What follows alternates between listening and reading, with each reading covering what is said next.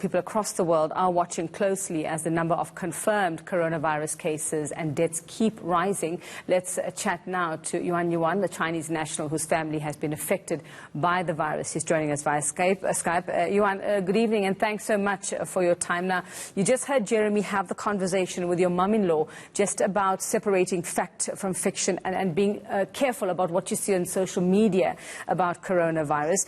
Tell us about how this has affected your family, which has had to travel quite a bit in the past few weeks.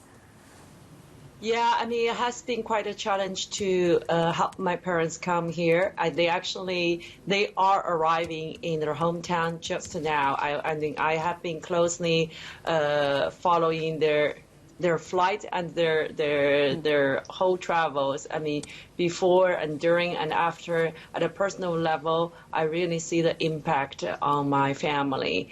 And in the beginning, we were not sure if they were going to make it, even though they were so far away from the affected area, which was 1,300 kilometers. But I mean, they had to come. They wanted to come to my wedding. It was a big deal, and they tried their best. And like now, they have to. Once they were here, and we also had stories. For example, one day we went to a Chinese restaurant, which was owned by a Chinese national. They were not very welcoming because we were Chinese nationals, and like now.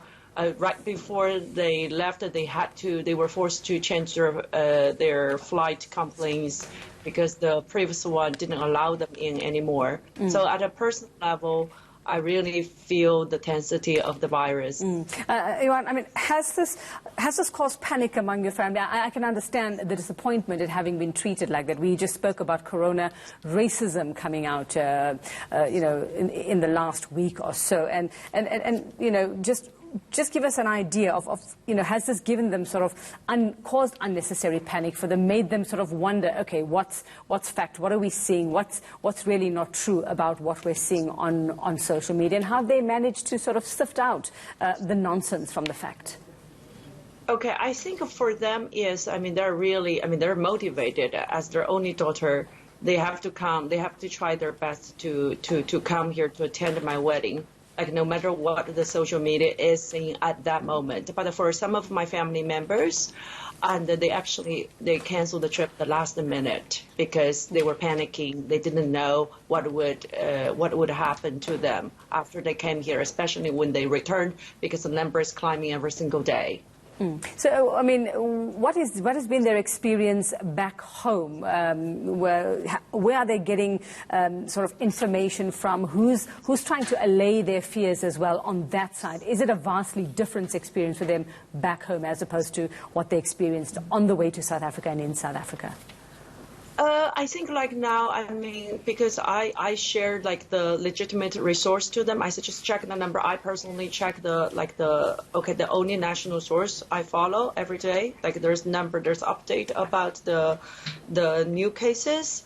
And I mean, actually, it's not only about China, it's around the world. And that's the source I ask them to check. And also, when they are in South Africa, they watch the central television, like CCTV, and to follow the news. Like now, on their way back, I mean, what's really happening is there are very few people on the road in the station. They felt quite safe.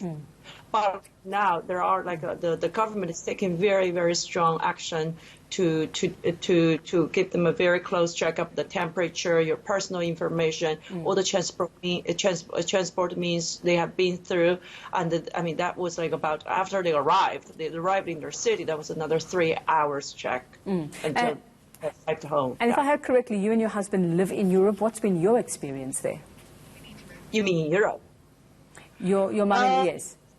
Yeah. I mean, the time we left to Europe, it was very interesting. And I tried to prepare my family who were coming to South Africa. And I remember I went to the pharmacies in the city center to buy the masks for them.